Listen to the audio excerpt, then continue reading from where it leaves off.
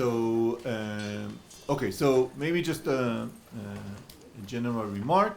So, as you've heard, Dorit's talk was really high level on the big questions. And the following three talks would be somewhat more specialized, but still, at least for the first meeting of the Yom Noded, we asked the speakers to keep it at somewhat of a high level basis, so we'll be able to, as Dorit said, to create a common language and make the translation between the different communities slightly simpler. Okay, so it's a great pleasure to have Shai now, who will tell us about what we just learned as the major question in quantum computation related to quantum error correction and especially LDPC codes. Toda. Okay. So thank you very much for the opportunity to speak here. Okay. So Dorit's talk was a bird view. Mine will be more like a frog's view. I'm not sure I'll be able to. So I'm a mathematician, and now you'll see a mathematician slides, which are a lot of definitions. Might be a bit abstract. And also I'm speaking about quantum error correcting codes, and there are experts here from physics and from computer science, so please feel free to add anything that you want to add, raise any questions, and so on. They're appreciated. I want to basically tell you about some of the recent constructions in the field of quantum LDPC codes. And I'll actually, for the first third of my talk, will be discussing classical codes. This is not just motivation.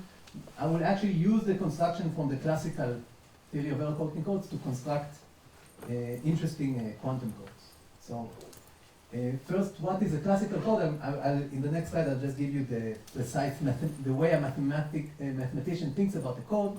But in essence, this is a scheme where you are given a message, let's say, of k bits of 0, 1, and you need to send it through a noisy channel, which might insert some errors in some of the bits. So what you're doing is, by some sophisticated way called a quantum error correcting code, you lengthen the message to something of length n. Sorry? Classical. A classical, yeah, thank you. And then you send this new message, which is called the code word, through the noisy channel, and assuming not too many errors occur, you will be able to detect and correct all the errors that occur. For a mathematician, a classical code is just the collection of all the code words that you're sending through the noisy channel. So a classical linear binary code is just a subspace, it's just a linear subspace. And there are three important invariants associated to any classical code. There is the length of the code. This is the length. This is the dimension of the ambient space. This is the length of the messages you send through the channel. There is the dimension of the code, which is the length of the original messages. This is just the dimension of the subspace. And there is the distance of the code. So this is, by definition, it's the minimal Hamming weight of a non-zero vector in the code. A Hamming weight of a vector is just a number of non-zero coordinates. And what you should think about this is that as long as the number of errors occurred when you send it through the channel is strictly smaller than the distance, then you'll be able to say an error occurred. This is not the original message. But if this many errors occurred when you send it through the message, then you might not be able to detect that what you got was something completely different. So in any case, this is like the exact number that you'll be able to know that if smaller number of errors occurred, then something bad happened. if you have a code of length n, dimension k, and distance d, I'm just going to abbreviate and call it an nkd code. These are the parameters. Again, feel free to ask questions. Okay, so the first thing I want to say is that the codes that I'm interested in are not individual codes. I care about asymptotic properties of code. I actually care about families of code. So for me, I'm always thinking about a family of codes where the length of the codes goes to infinity. And for brevity, I'll drop the index I, and whenever I say a code, I'm actually meaning a family of code. And when I'm talking about the dimension of the distance of the code, I'm thinking of them as functions of the length. And the benchmark of what is a good family of code is when the distance and the dimension are linear, so they grow like some constant times the length. This is the best I can hope for asymptotically. I'm not dealing with small codes at all. And yeah, this is again something unclear, please. And another piece of another point of view you can have when talking about a code. So as I said, a code is just a subspace. You can also describe a code as a kernel of some matrix. And whenever you do this, the matrix is usually called the parity check matrix. So instead of thinking of your, instead of specify your code by just a collection of the linear subspace, you can just give me just one matrix, and all the vectors which that matrix sends to 0 is the element of my code. And this is useful because whenever you get some other vector, you apply the parity check matrix to it, what you get is, if you get a non-zero vector, you know that that vector is not a legal code word. So it checks whether you belong to the code or not.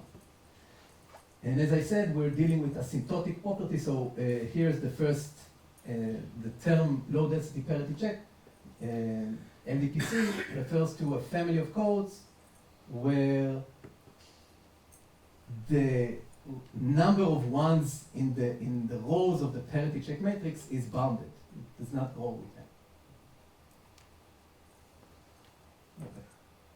So this is the dry definition.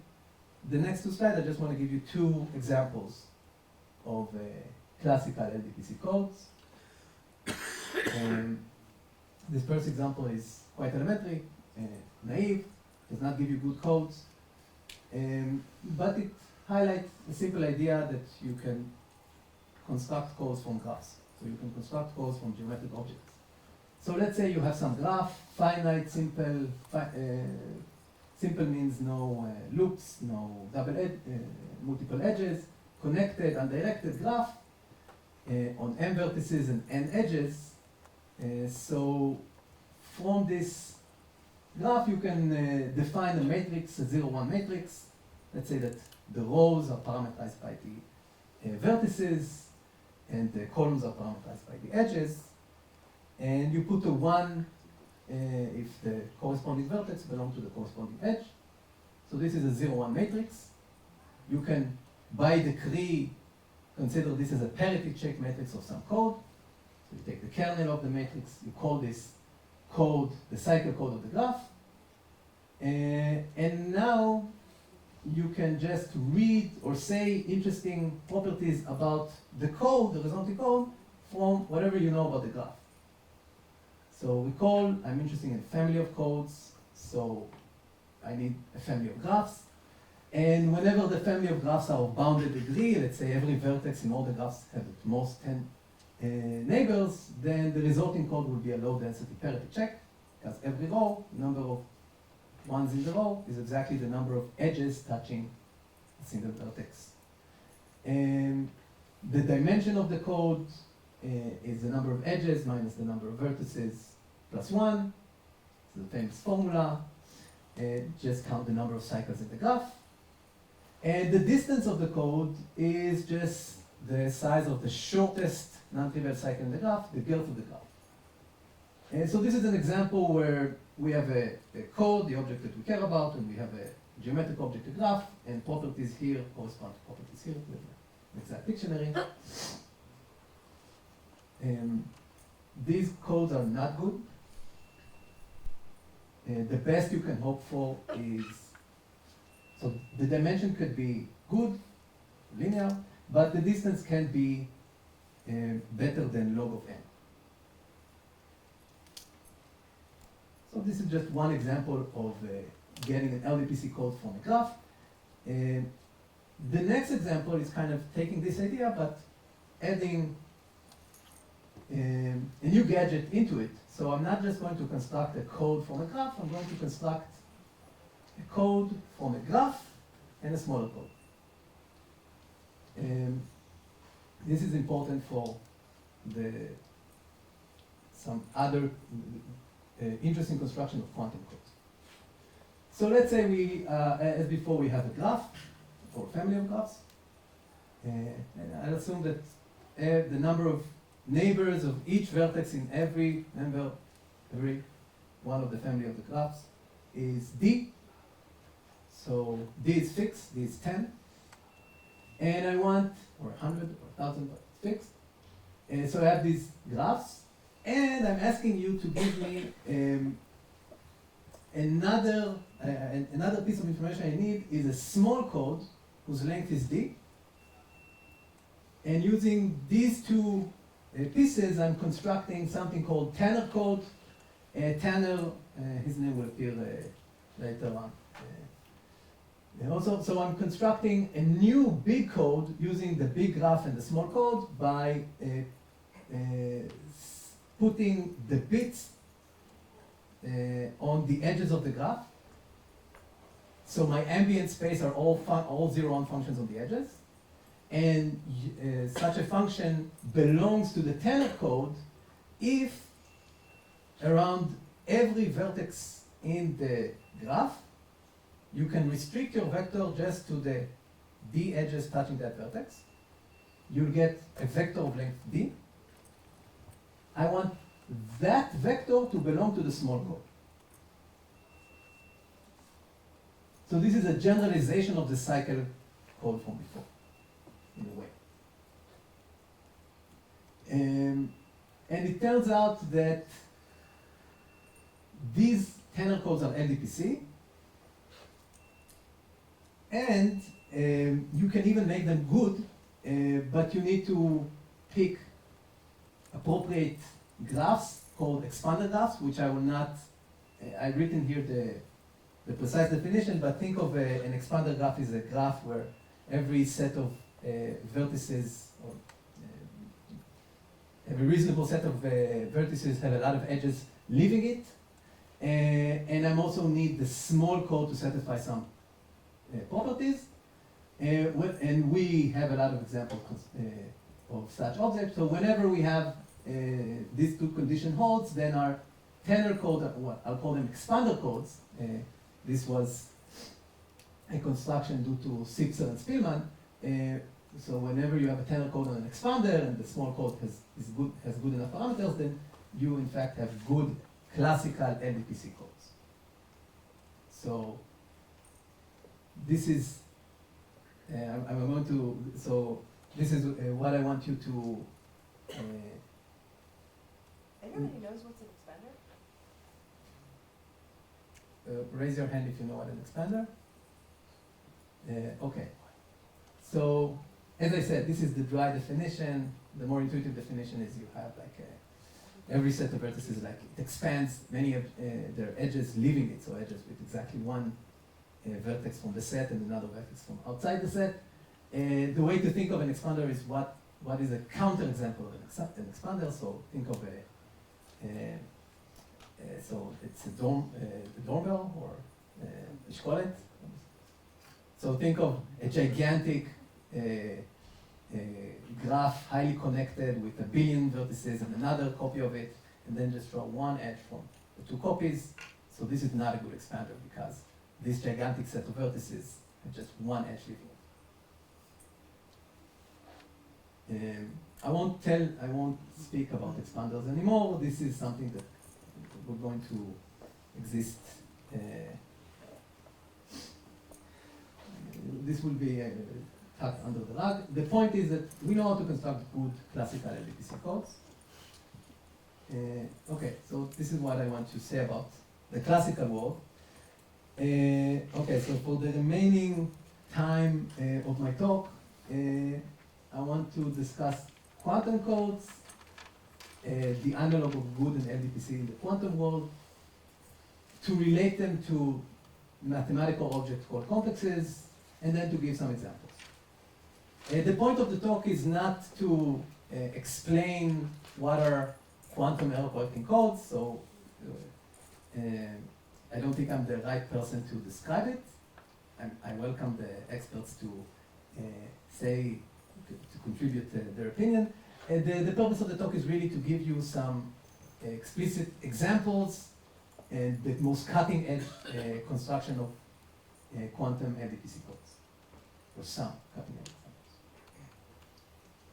Okay, so for me, a quantum, okay, so there is a gigantic world of quantum error correcting codes. Within there is a very special case, a special class of quantum error correcting codes called stabilizer codes. The next slide will discuss it. We'll briefly explain what they are. And within that class of stabilizer code, there is a special class called CSS codes, which are very nice for people coming from the theory of classical codes to work with, because these, by definition, a quantum CSS code is just a pair of two classical codes, the same length, CX and CZ code, and satisfying some orthogonality condition. So whenever you have a pair of codes living in the same ambient space, such that the dual of one subspace is contained in the other one, the second condition follows from the first, then this is a quantum code. And you can define parameters for this types of quantum codes as well. The length is just the classical length of either of the two classical codes. The dimension here is, again, I'm not motivating, telling you why this is a dimension and why this is a distance. I'm just telling you that this is the analog dimension of a quantum code. So this is the dimension of the quantum code is just the dimension of the quotient space. You're taking one code dividing by the dual of the other code.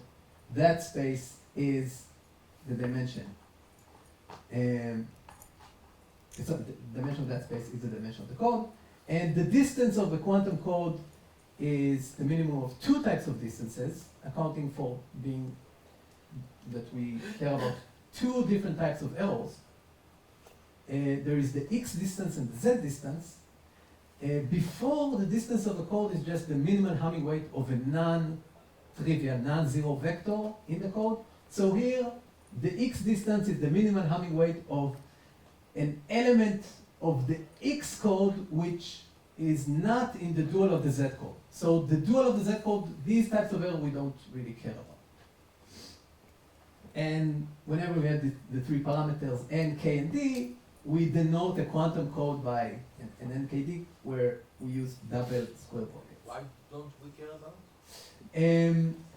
because, so in the stabilizer case, so the point is that in the classical world, if you give me a vector and you add it to the message, and if you give me a code word and you add it to the message, and if that code word is the error, then you land at another element in the code, and this is an error that you didn't want because you couldn't detect it. And so the size of the minimal such non-zero vector, this is the worst type of error that you have to consider and to kind of think of, those are the errors that I couldn't fix, couldn't detect. So in this case, errors coming from the code, from the X code, it's always causing. So the error coming from the X code, these are the errors which move you from one, so which move you within the code to another vector, but arrow coming from the dual of the Z code does not move you. So they just keep you the same message. So the way to really see it is to use the language of stabilizer code. And so So there are some errors that just keep you the same message. So they didn't do anything. Yeah. I don't want to go too deep into this slide. This slide is more intended for people who work for them. A quantum code is a stabilizer code. So I will very briefly, and again, experts feel free. So the bigger class that one should think about of quantum codes are stabilizer codes. So so we first define. Okay, so first your messages are vectors, or unit vectors in this complex 2 to the n dimensional space, and the errors come from, well, the errors that you need to consider are Pauli errors. So members of this Pauli group, which are just tensors of 4 types of matrices, the I, X, Y, and Z matrices. The errors are actually the X, Y, and Z. So you put them on, so you have a tensor of n matrices, 2 by 2 matrices, and you tensor and you get a unitary matrix, and the code that so by definition, a stabilizer code are just the eigenspace of a collection of unitary matrices. This is analogous in the classical world, so you think in the classical world, I could have defined the code. It's just the zero or the kernel of a parity check matrix. So in the quantum world, a code is the +1 eigenvalue of a collection of matrices, or a collection of unitary operators. It's the +1 eigenspace of the collection, yeah. That's the eigenvector, the +1 eigenvectors of a collection of unitary operators. Think of the rows of the parity check matrix corresponding to generators of this subgroup. This is an abelian subgroup, and another condition is added to make the code non-trivial. And okay, so this is, by definition, this is how you should think of a stabilizer code. It's just a +1 eigenspace.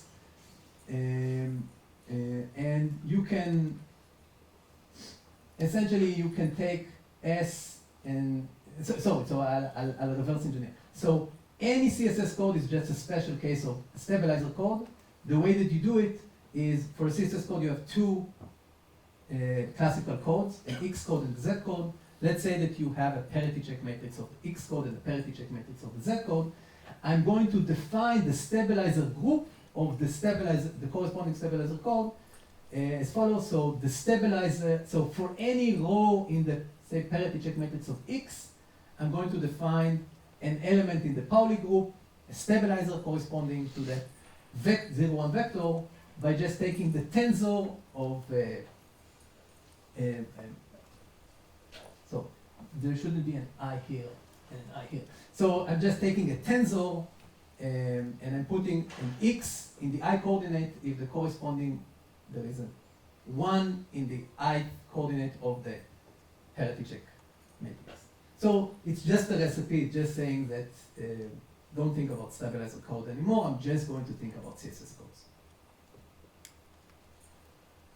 By the way, there are parameters, length and dimension, the distance parameters of stabilizer code, and there is a reduction saying that every NKD stabilizer code sits inside a 4N 2K 2D CSS code. So you're not losing a lot by just restricting to CSS codes asymptotically. Okay, so we care about CSS codes. There are a pair of 2 classical codes, so I might as well describe them as a pair of 2 parity check matrices, an X1 and a Z1. The orthogonality condition from before translated to the fact that one parity check matrix times the transpose of the other has to be 0, or that the rows of the X parity check matrix and the Z parity check matrix should be orthogonal. And now we can define what is a quantum LDPC code. Well, it's just a pair of two classical LDPC codes. That's it.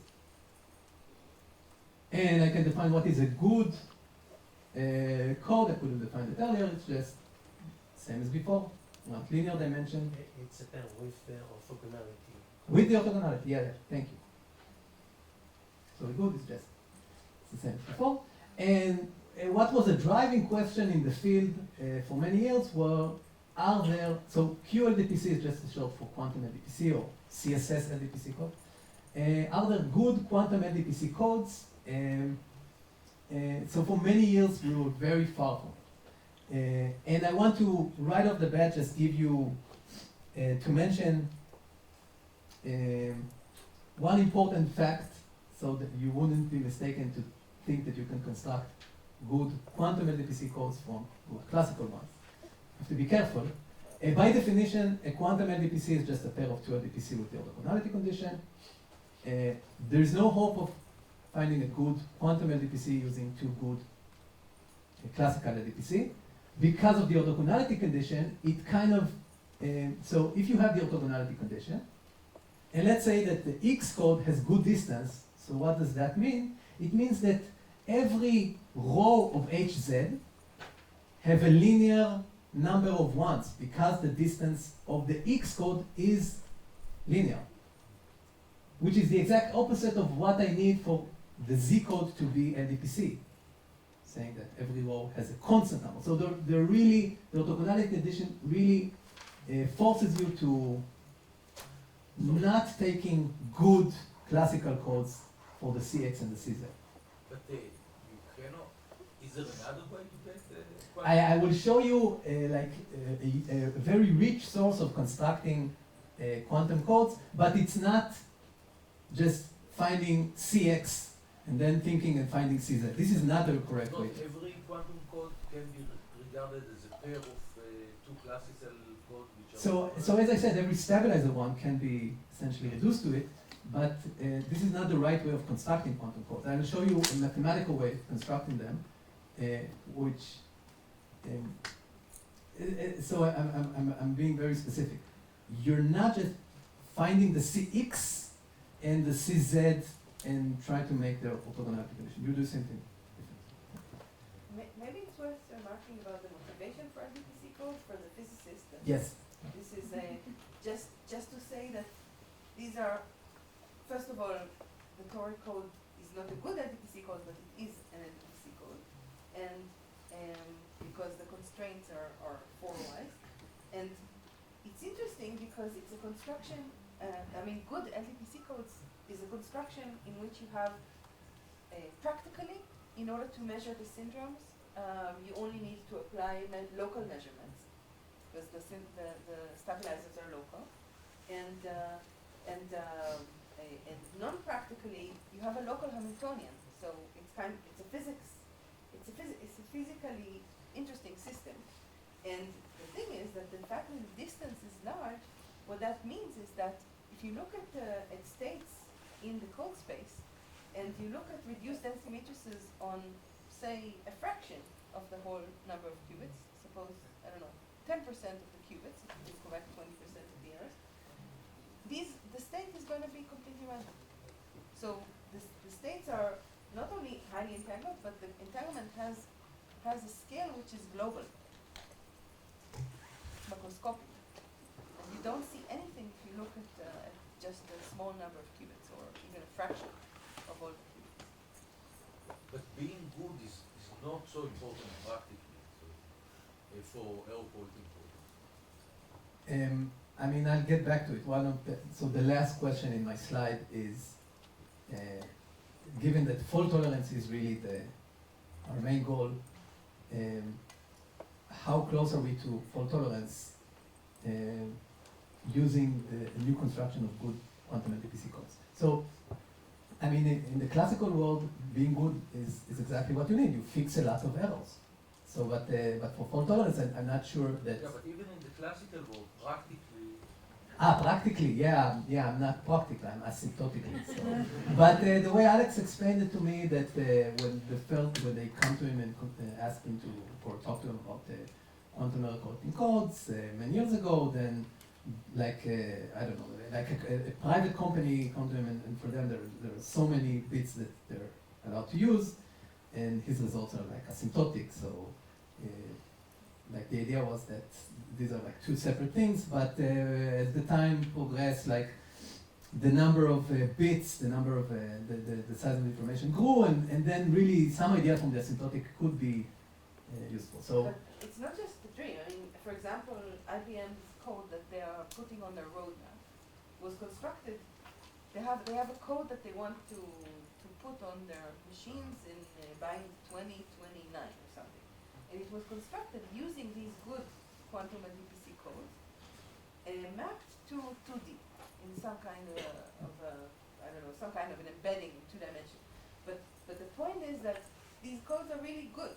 They're good, not just by mathematically defined good, but they're good in the sense that the distance is large, so the threshold is going to be large, and they're LDPC, so the stabilizer measurements are going to be easier, and and the rate is large, so you can actually use a lot of logical qubits. So they're actually good.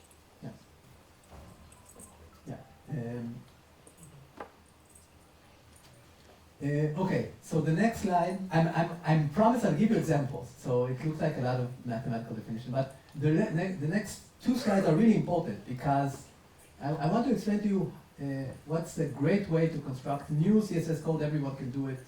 You just need to draw some graph. And to do it, I just want to give two definitions. One of them is very intuitive.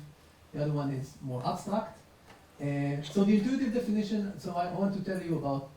I just want to set up a name. So a geometric 2 complex. The 2 refers to the dimension. It's just a triple of vertices, edges, and triangles. So any graph with shapes in it, any manifold, any tores that you tessellated by squares, any surface that you tessellated by triangles or any other shapes, or any way that you define a 2-dimensional complex with vertices, edges, and triangles, or vertices, edges, and squares. All of them are, I call them geometric complexes. Easy to come up with, anyone could invent one right now. This is geometric complexes. Chain complexes, well, it's a linearized abstractization of a geometric complex. And this is coming from algebraic topology. So these are just a triple of vector spaces and 2 linear maps between them called boundary maps. And I just want to make sure that this linear condition holds. The composition of them is it. So this is the more abstract way the way I think about complexes.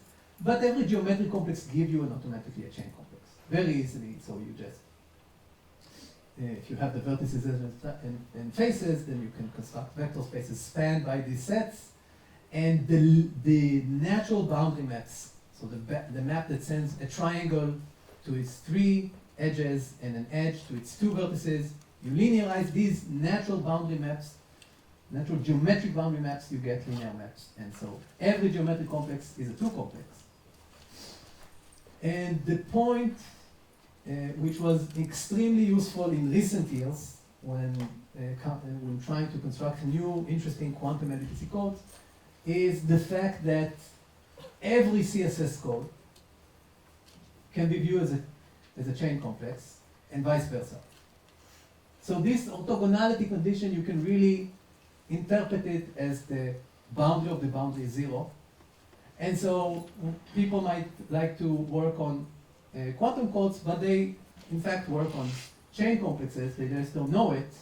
And some of the things that the people in the field of quantum error correction, the terminology that they're interested in, the invariants that they're interested in quantum error correction theory, dimension, the distance of the code, translate directly to notions and invariants from topology, algebraic topology, and metric geometry.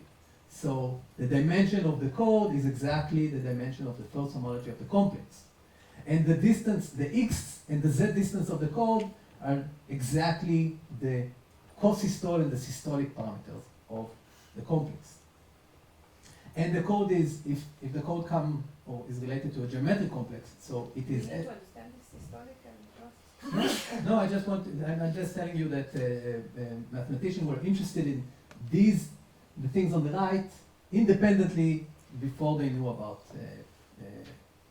quantum error correcting codes. And it was very fruitful, the interaction between mathematicians and quantum error correcting code, because we, like mathematicians, had results here, which were translated later to constructing good quantum codes, or not good, better. Is it easy to explain intuitively what is a systole and cosystole? Yes, I'll give you for a systole. Cosystole, it's a bit hard. In a graph, a systole is just the graph, the shortest non-trivial cycle. And a cosystole, it's harder. But it's, I don't have much time, but it's not really, it's not counterintuitive, the definitions on the right. So this dx, so if I wanted to intuitively understand what is the dx, So- do you assume that your complex came from a geometric object, or? No, so this part is for a chain complex, and the last one is for geometry. So what is systole in abstract? Well, it's abstractly, again, I don't think would be interesting for people. So abstractly, it's a collection, let's say, it's something, abstractly it's really what is written here. It's something in the kernel of the right boundary map, which does not come from the image of the left boundary map. And note that because of this condition, the image of the left boundary map is contained in the image of the right boundary map. This is exactly like asking for you to be in the X code, but not in the dual of the Z code. So for chain complexes, it's a bit abstract because chain complexes are abstract. Geometrically, systoles are just curves. Okay, so I want to emphasize, you want quantum codes, what you're really asking is for chain complexes, two-dimensional chain complexes, what you can really construct a lot of codes using whatever geometric two-dimensional shape you like. And let's see some examples. Okay, so the first example was already mentioned by Dorit. This is the most famous example of a quantum code, the toric code. So the complex, the geometric complex, you take the torus tessellated by squares. Let's say it has m vertices on, so it's an m by m torus, and there is a simple dictionary. So given this geometric complex, the corresponding code has two parity check matrix, an x parity check matrix. So you put the qubits on the edges. For the x parity check matrix, the rows are parameterized by vertices. For every vertex, let's say this one, the row corresponding to it will have 4 ones corresponding to these 4 blue edges. The z parity check matrix will correspond to faces and the edges touching a single face. Very famous construction, and easily generalized to higher dimension. You can replace your torus with whatever geometric manifold that you like. Instead of torus, you can take hyperbolic surfaces. And I forgot to say, this is well known, the parameters of the toric code the toric code is well studied, the parameters, so if the length is n, which is approximately number of vertices in the entire torus, it's the number of edges. Then the distance grows like square root of the length, and the dimension is 2, because the homology of the torus is 3-dimensional and is well known. You can generalize the torus in the toric code for other manifolds. You can take hyperbolic manifolds. This improves the dimension to be linear, but the distance really becomes worse, log of n, like the cycle code, because you have now short, systoles, short, girth, and so on. You can take higher dimensional tori, and it looks like you're kind of maybe improving the dimension, but well, you still get stuck by. So if you think about it, the distance is still square root of length. So the square root of the length is some barrier. You can take hyperbolic 4-dimensional manifolds. Okay, so it's better than the hyperbolic surfaces, but still you're not close to breaking the square root barrier in the distance. And let me just mention, because this was like the best codes from a distance perspective, a result of Friedman, Meyer, and Liu constructed codes, but they were geometers interested in interesting manifolds with good systoles and consystoles. So they constructed interesting manifolds, and it turned out that the codes that they get from it they break the square root n barrier by a tiny bit. So this is codes coming from geometric objects. For time constraint, okay, so there is another way to construct quantum codes, not geometric, or not exactly geometrically. So, Okay, I think you can take like 5 minutes. can I have 5 more minutes? Okay, yeah. So I'll be very brief in the following slide. So remember that in the classical world, I show you how to start from a graph and get a code called the cycle code. There is something that goes in the other way around called the Tanner graph. You start with the code, you get a graph representing the code. So if you give me 2 classical codes, I can make them into Tanner graphs. If you have 2 graphs and you just you multiply them in the most naive way that you can think of, you'll get a 2-dimensional complexes with vertices, edges, and squares. Product of 2 edges. So put one graph horizontally and the other graph.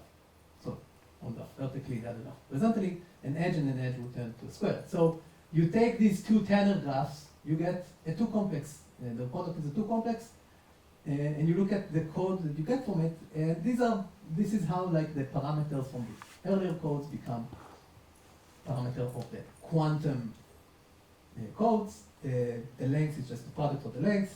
Dimensions is the product of the dimensions. The distance is it's bigger than the minimum. So you can use this construction to get.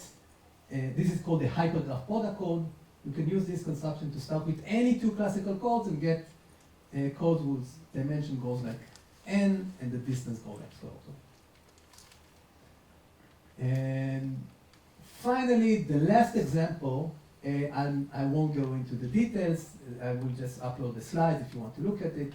So let me just remind you the question that like a major question in the field were, are there good quantum LDPC? All the examples I've showed you so far, like they really get stuck around the square root n barrier. And this was like a barrier that people thought you cannot improve, and there was like, it wasn't clear that good quantum LDPC codes could exist. And this was, in recent years this barrier was completely broken, and Pantalev and Kalachev constructed the first good quantum LDPC codes. And since then there are like mushrooms after rain. More and more examples of good quantum LDPC codes appeared. This is just one example. I just want to mention that the key in all of these examples is just like taking the classical Tanner codes that we saw and generalize it to 2-dimensional. So there is a recipe and there's the ingredients. It's very similar to the Tanner and the expander, the classical expander codes. I don't want to go into it. It's a bit technical. It's not worth the 2 minutes of the talk. The point is that we have good quantum LDPC codes, and we can construct them using, like in the Tanner construction, from graphs and certain local codes. And yeah, so this is the last slide. I just want to mention some questions. So the big question I knew in the field were, are there good quantum LDPC code? This was resolved. Let me just mention some other questions which I think they increase in their importance. So the first one is a bit more, I don't know, maybe it's an engineering problem, maybe it's very important. So far I talked asymptotically. When I say low density parity check, so the low in the low density parity check, the constant there was huge, but it's constant. It's fixed, it does not go with the length. How small can we make it and still retain the good properties? So it's the construction that I just skipped over. To the best of my knowledge, it's the D, the thing that governs the low densities, it's a very big number. It's not 7, unfortunately. The next question, which I find interesting, I think it's, correct me if I'm mistaken or add anything that you want to add, but the construction of the known good quantum LDPC codes is like take a graph or take a geometric shape and add some local code to it. Do we really need the second part? Can't we just find interesting manifolds or shapes that give you good quantum LDPC codes? This might be important for people who are interested in quantum LDPC codes which are strictly local. And so the term local here, or topological codes, these are things which I'm not, I don't exactly know what people want in application. And so the second question, I think Dorit already mentioned, once we know there are good quantum LDPC codes, can we construct good locally testable quantum LDPC codes? I don't have time to mention it, but this is I think the natural follow-up question. And the fourth question is something that this is a question to me, to the experts. What do you really need from codes, and can you kind of specify it in an abstract way for a mathematician to kind of think about in order to, for the purpose of fault tolerance? Like what other properties do you need from a code? Because we're living in a situation where we now have like interesting construction of quantum codes. Maybe we can start attacking, or maybe if there are other requirements from quantum codes, we can start thinking about it. Okay, so thank you very much.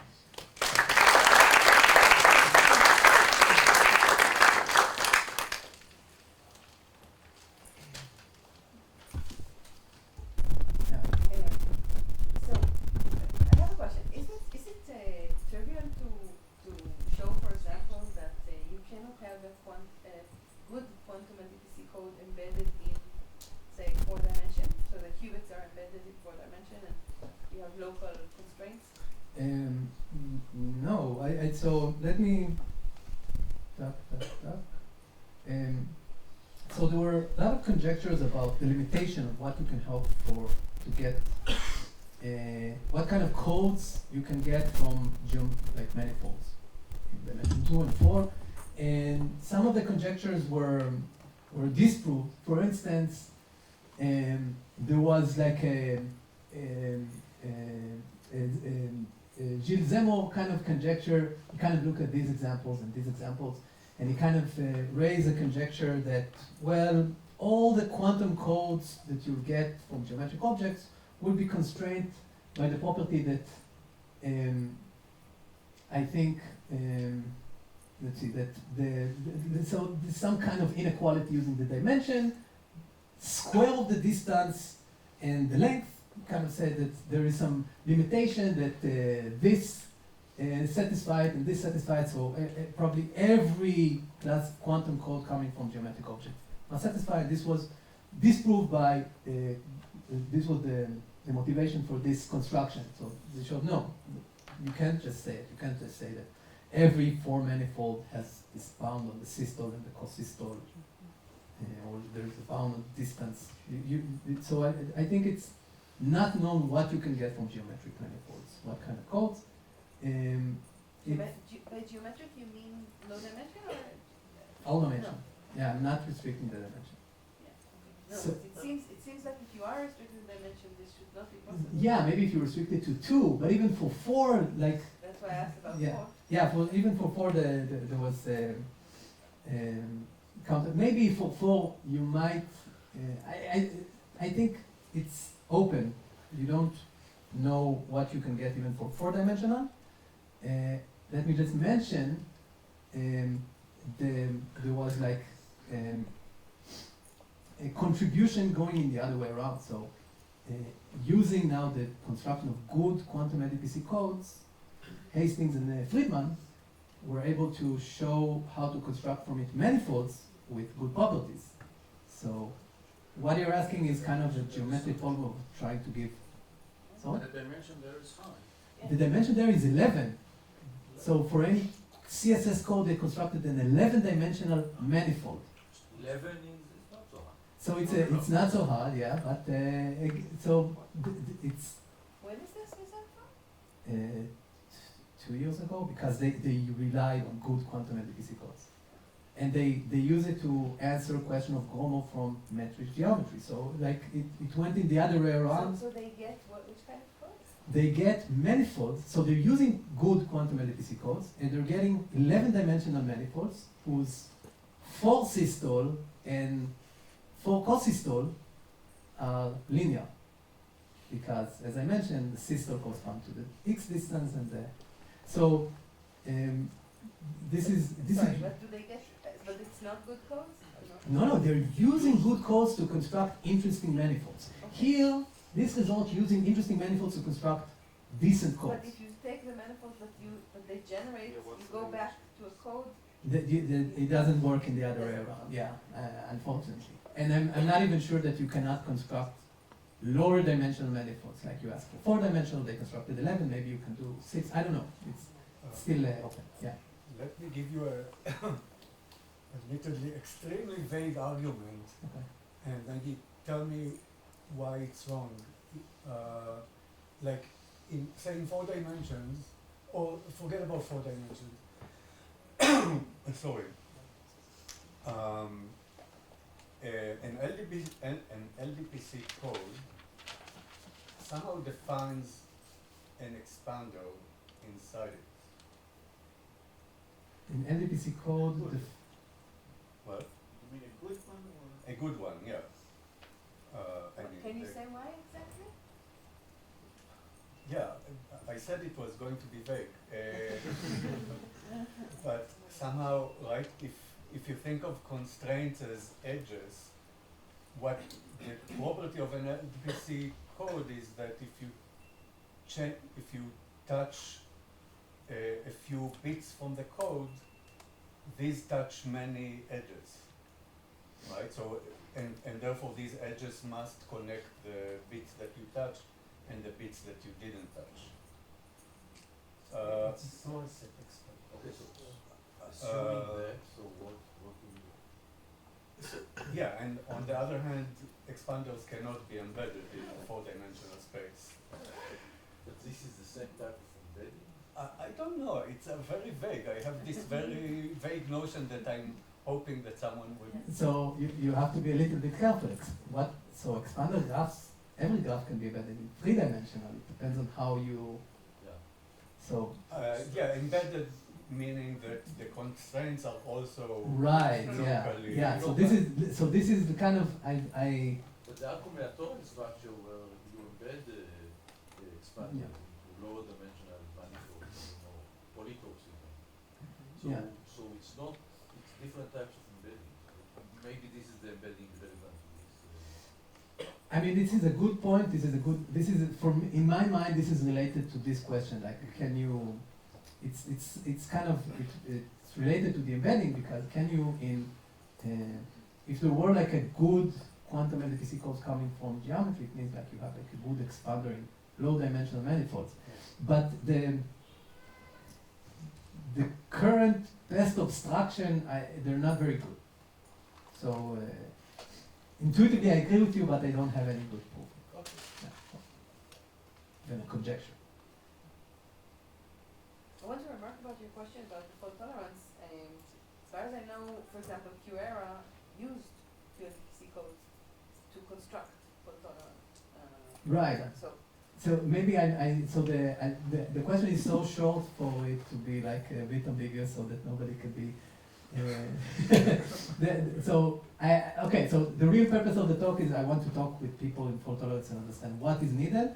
Maybe the point I'm trying to make here is that from the very little I know, fault tolerance deals with errors occurring throughout all the process of the encoding and so the usual language of codes, error correcting codes, really are you only consider errors in the transmission, not in the encoding. So maybe if you want, maybe you kind of need to think about adding more requirements for a code to certify. Usually, I'm not saying this is a step, but usually, basically what people are interested in is really embedding in low dimensions. For particular implementations of, there are implementations in which all-to-all interactions are okay, and there's not a problem. But if you do have, like in IBM's quantum computer and in Google's quantum computer, you have geometry, and you want to embed the stabilizers, you want them to be NTPC, and you want them to be embeddable in low dimensions. I see. And so this is usually the most important thing. And there should probably be locality between the constraints and the embedding. But even there nowadays, they have some non-local things. They added long distance. Low dimension is 4. So what No, is low dimension is 2. Two. But let's go for 4. okay? Okay. So I think for fault tolerance, there are some general purpose constructions for doing logical gates. I think maybe one of the challenges is that you can only kind of target a single logical qubit within a block at a time. So you can only do like one logical gate at a time. That's kind of the big overhead. Mhm. So you trade off space for time. So you need to understand how a single logical qubit looks in the. So you want to do a quantum computation, you have logical gates that can, in principle, be executed in parallel, but since all of your qubits are encoded in the same large code block, you only have constructions that allow you to do one gate at a time. But maybe it seems to me that like since these good codes have been kind of invented, people are maybe too focused on the linear distance part. So you can have constant overhead fault tolerant computation even without linear distance, only linear rate and growing distance. Right? Logarithmic distance I think is enough, right? And then you can have all the other properties. You say that you have constant depth overhead fault tolerance stems. You say basically that you don't pay more depth to actually apply logical gate, because as far as I know, this is not true. As far as I know, if like you consider the classical computation that you have to pay, then any operation is required at least logarithmic time in the length of the code. Also for the simplest code, there's the toric. So one of the questions that you might want to ask is whether you can implement a logical gate, forget right now from the parallelism, and just to execute it at a constant depth. So what is depth? Depth is like the time that you have to pay to actually implement the code in the operator, the logical operator on the machine. So I think some of the IBM papers. No, I'm sure this is not the case. And if it was the case, then like we add a quantum TCP with logarithmic soundness. So I'm pretty sure that this is not the case. Yeah, maybe just to emphasize a weakness, and the good quantum LDPC codes are constructed using parity check matrix. So for if you're looking at how one logical qubit looks like at like it impacts on the code on the physical qubits, I have no idea how it looks like because parity check matrix doesn't really tell you how to map the logical qubits to the physical qubit. In the classical world, we call it the generating matrix. I'm not specifying the code that way. So maybe this is kind of a weak point of the known construction of the quantum LDPC codes, or maybe it's kind of something that you need to. Shai, maybe you take more questions. Yeah, for maybe. lunch. Sure. So we have lunch now till 1, what is it? 1:50. 1:15. Is that enough for us? Okay, roughly that. And there is a lunch here, so it's supposed to be nice.